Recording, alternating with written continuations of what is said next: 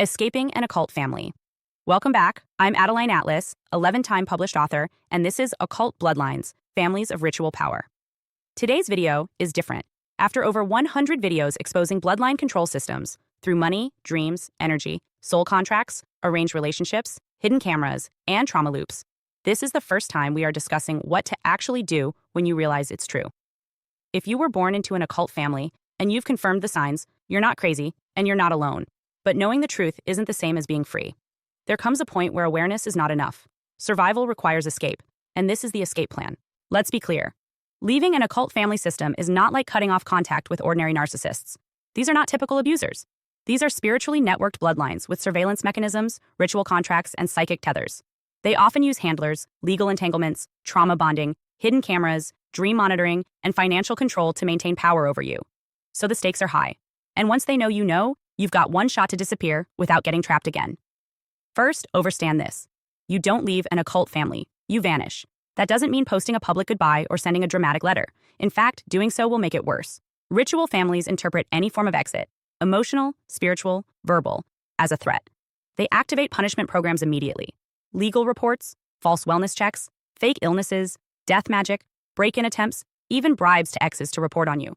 Never announce your escape. Escape in silence. Your job is to remove your presence without signaling your absence. Let's walk through how that's done. Step 1. Spiritual exit. Before physical exit, before you pack a single bag, start with the spiritual lockdown. The family doesn't just control you through money or guilt, they access you energetically. The first layer of escape is to seal your field. Start with rituals that sever consent. That includes speaking aloud. I revoke all spiritual contracts made in my name without my permission. Using salt baths, mirror reversals, and iron objects under the bed to collapse energetic portals. Burning or disposing of gifted heirlooms, jewelry, or clothing from family members, especially those with inscriptions, birthstones, or family initials. Writing their full names on paper and burning them with the words, "You have no more claim to me." If you skip this part, your body may leave, but your field stays open. And when you're open, they can find you. Step 2. Document without sharing. Next, document everything. This is for your records, not for reporting. Keep logs of dreams, strange contact attempts, stolen items, stalkers, police reports, and digital interference. But don't tell anyone in the system. Not doctors, not therapists, not lawyers who don't understand ritual families.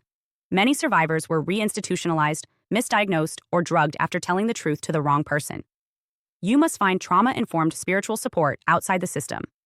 The church. A vetted healer. A survivor circle. Do not give the state or your family anything they can weaponize. Step 3. Build the exit. Silently. Begin transferring critical assets now.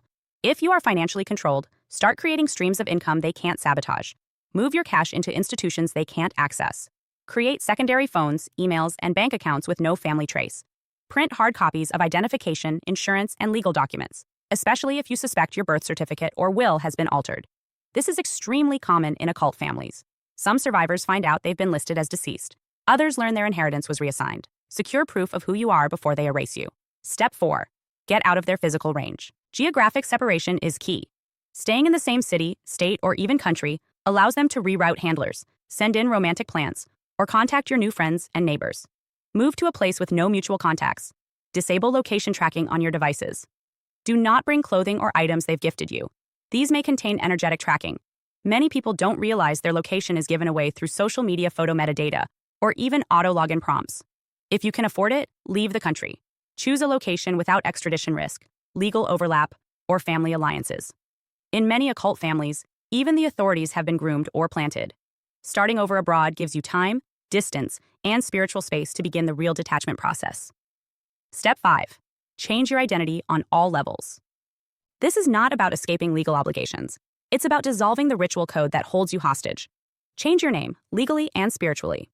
Your birth name carries vibrational, ritual, and often spell-based significance. It's been spoken in curses, embedded in paperwork, and possibly sealed into death or marriage rituals without your knowledge. A new name severs energetic continuity. Choose it wisely. Align it with who you really are, not who they trained you to be. Many survivors also perform birth chart clearing. If you know astrology was used in your ritual programming, especially if your birth was induced, timed, or aligned with eclipses, you'll want to work with someone skilled in astrological retemplating. This allows you to claim your chart back from its programmed use. You're not erasing your birth, you're reclaiming it. Step 6. Burn what they used to reach you. Occult families leave anchors: hair, blood, nails, clothing, old journals, your handwriting, baby teeth, art projects, anything that carries your essence. They may have taken these things from you as a child, but you have items too. Reverse the spell. Go through every belonging. Burn, bury, or submerge anything they've gifted that feels wrong. Create a fire ritual to burn photos, clothes, letters, cards, anything that links you back to the system. During this process, speak clearly. This link is closed. This name is broken. This contract is void. If they've ever given you shoes, that may have been a symbolic road closure spell. If they've ever gifted mirrors, jewelry, or household statues, especially ones with eyes or dark gemstones, these may be surveillance tools. Dispose of them intentionally, not casually. Step 7. Guard your dreams and field. After leaving, many survivors report the worst attacks happen at night. This is not random. Your dreams are often the last place of access, and they use them. You may experience false forgiveness dreams, dead relatives visiting, intense sexual or emotional dreams involving old partners, sleep paralysis accompanied by family members' faces. You must lock your dream space. Use protective prayer or spiritual tools like obsidian, iron, or mugwort under the bed. Declare before sleep: no one has access to me without my divine permission. No soul contracts remain. You may need to repeat this nightly for weeks or months, especially if they have installed energetic tracking or entities inside your auric field. Step 8. Do not re-engage, no matter how small. After your escape, the testing phase begins. You may receive messages that say, "I forgive you. We've changed. You're being paranoid. Come visit, just one time." This is not reconciliation. It's ritual rebonding. Your energy has left. They want it back. Do not respond. Even a single word, yes, no, thank you, opens the door again. Step 9. Find a safe mirror. After disappearing, you may feel invisible. This is normal. The world doesn't validate the existence of what you've just lived through. But others like you do exist. There are people who have escaped. Some are silent. Others are teachers. Some are still running. But they know the code. You need a mirror, a safe one. Find trauma-aware spiritual communities that don't pathologize the metaphysical. That means no DSM diagnosis factories, no bypassers, no handlers in disguise. You're not looking for pity. You're looking for coherence. Step 10. Cleanse, reclaim, rebuild. Once you're physically, spiritually, and digitally gone, you begin the real work, reclaiming your energy. Some survivors use plant medicines like Kambo or ayahuasca. Others fast, pray, scream, or paint.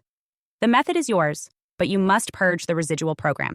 This includes energetically revoking all family phrases, values, scripts, clearing womb or root chakra programming, especially if you were a ritual bride, calling back your voice, career, and visibility, refusing to let your fear dictate your future. Remember, your family's power was built on your obedience. Rebellion is not defiance, it's freedom. Final word. If you've watched this video and you're nodding, crying, or shaking, that's not weakness. That's recognition. You were never crazy. You were assigned. You were owned. But you are not property. So here's the final checklist. Run in silence. Sever legally, spiritually, digitally. Burn and bury ritual anchors. Change your name and energetic blueprint. Shield your dreams in your home. Erase all traces that lead back.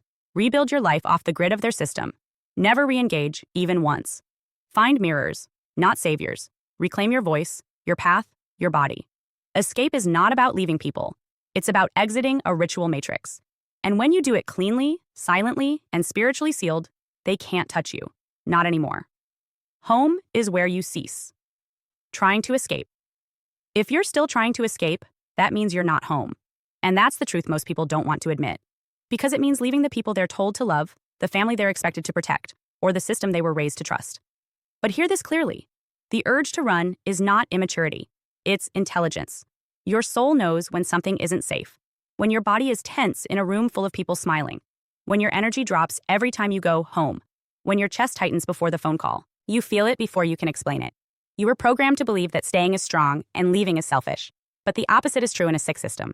Staying breaks you. Leaving frees you. Home is not where you're told to be. Home is where your nervous system stops bracing for attack. It's where you stop having to shrink to be allowed.